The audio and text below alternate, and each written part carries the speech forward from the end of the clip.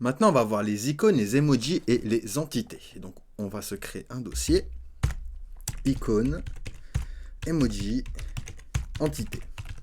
Hop, nickel. On se crée un index.html. On s'ouvre notre doctype, point d'exclamation entrée. Hop, on s'ouvre ici en français, HTML, nickel. Maintenant, on va venir ici. On va commencer du coup par les entités. Les entités. Ok. Les entités, en fait, ce sont des codes. D'accord. Donc ici, je peux venir ici, faire les entités HTML. Hop. Alors, les entités. Tac. Nickel. Et vous voyez, en fait, ça correspond à ceci, à des caractères spéciaux, d'accord, qui ont des codes, donc c'est ces codes-ci, qu'on va rajouter en HTML et ça va nous permettre de faire des symboles. Donc par exemple, ici, j'ai fait un clic droit Open with Live Server déjà pour m'ouvrir mon document localhost. Et je vais faire P, et on a par exemple le copyright. Donc je vais faire et copy, point, virgule. Et regardez, tac, j'ai bien mon copyright ici. Par exemple, pour le yen, hop, je vais faire et yen, hop, point virgule. Et regardez, hop, j'ai bien le signe du yen. D'accord? Ça, c'est les entités. Donc, ce sont des caractères spéciaux que l'on peut rajouter facilement. Regardez, il y en a énormément, d'accord? Et ici, vous avez les caractères à quoi ça correspond, d'accord? Donc, on a utilisé le yen, on peut utiliser euro, d'accord? Donc, on peut essayer, on va faire P et euro, d'accord? Hop, point virgule, nickel, et je vais bien avoir du coup mon signe euro, d'accord? Donc ça, c'est les entités. Ensuite, on a les emojis. C'est de plus en plus courant d'utiliser les emojis sur les sites internet. Et par exemple, je vais me taper ici emoji. Hop, nickel. Et j'ai juste à faire un copier-coller. Tout simplement. Regardez, par exemple, je veux celui-ci. Alors, hop, je veux celui-ci. Donc, hop, je vais venir me le sélectionner. Je vais faire copier. Je vais venir ici, je vais me faire un P. Et hop, je vais me le coller. Tiens, on va s'en prendre un deuxième. On va prendre celui-ci, copier. Hop, je vais venir ici, tac, je vais me le coller. Alors, je vais faire un P, hop, et je vais me le coller.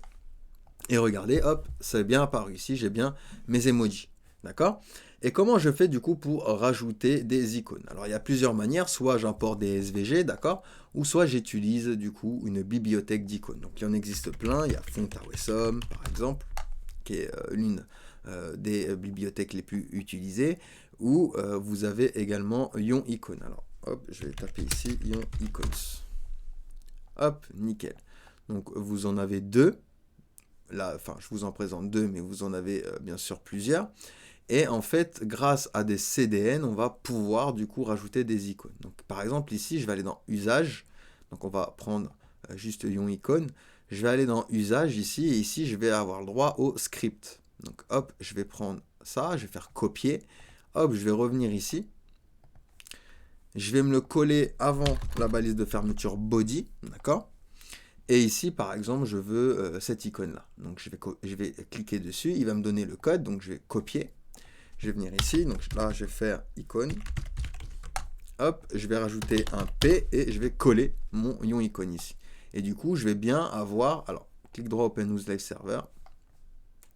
Ici, j'ai bien mon icône qui est apparu. D'accord, mon petit avion. D'accord, donc je peux choisir l'icône que je veux dans la barre de recherche. Si je veux une icône spécifique, par exemple celle-ci, hop, hop, je vais me la copier, pareil, hop, je vais faire un P, hop, je me la mets dedans, hop, et j'ai bien ici mon icône qui est apparue. D'accord? Donc il existe énormément de bibliothèques d'icônes, d'accord? Donc il y a, comme je vous ai dit, YonIcon, Fontawesome, mais il y en a énormément. Et ou sinon, vous pouvez également alors, rajouter directement ici en fichier source dans un dossier média un SVG directement que vous pouvez ensuite styliser très rapidement. Donc je pense que, si je me rappelle bien, je pense que Fontawesome vous propose justement de télécharger des icônes en format SVG. Alors pour la plupart, ils peuvent être payantes, d'accord? Mais sinon, hop, vous cliquez dessus, vous voyez, ça fonctionne avec le même principe. Hein. Vous allez copier ceci pour Fontawesome. Donc il faut copier le CDN que vous trouverez sur leur site.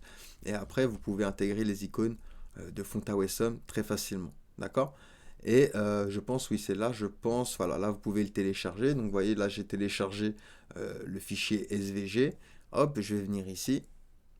nickel. Je vais me le mettre à la racine dans ce fichier. Donc je vais aller ici, tac tac, je vais aller me le chercher, il est ici. Tac, nickel. Et ça, c'est un SVG. D'accord, c'est un SVG. Je peux venir ici maintenant, me faire P, IMG. D'accord, donc je vais utiliser la balise IMG. Hop, et ici, je vais aller chercher YouTube. D'accord, tout simplement. Et j'ai bien mon icône qui est ici. D'accord, après, je peux gérer la taille, la couleur, etc. Avec du CSS.